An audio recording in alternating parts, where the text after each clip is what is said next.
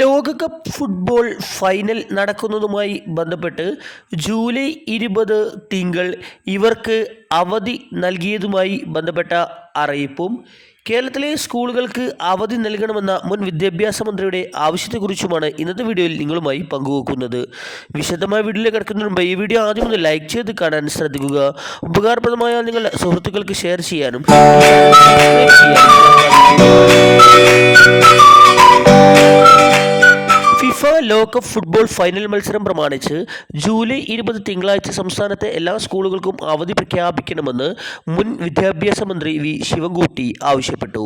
അർജന്റീനയും സ്പെയിനും തമ്മിലുള്ള ആവേശകരമായ ലോകകപ്പ് ഫൈനൽ മത്സരം ഇന്ത്യൻ സമയം ഞായറാഴ്ച രാത്രി 12:30 ആരംഭിക്കുന്നത്. മത്സരം പുലർച്ചെ വരെ നീണ്ടു നിൽക്കുമെന്നതിനാൽ വിദ്യാർത്ഥികൾക്ക് തിങ്കളാഴ്ച കൃത്യസമയത്ത് സ്കൂളുകളിൽ എത്താൻ ബുദ്ധിമുട്ടായിരിക്കും. ഈ സാഹചര്യം കണക്കിലെടുത്ത് തിങ്കളാഴ്ചത്തെ അധ്യയന ദിനം ഒഴിവാക്കണമെന്നാണ് ആവശ്യപ്പെടുന്നത്.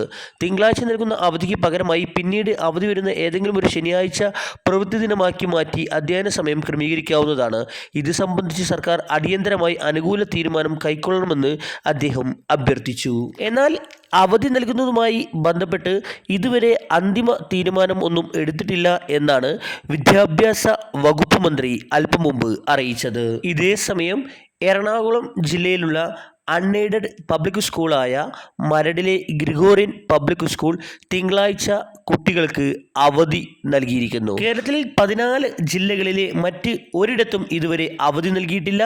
അവധി നൽകുന്നതുമായി ബന്ധപ്പെട്ട് നിങ്ങളുടെ അഭിപ്രായം കമൻറ്റ് ബോക്സിൽ അറിയിക്കുക. Thanks for watching.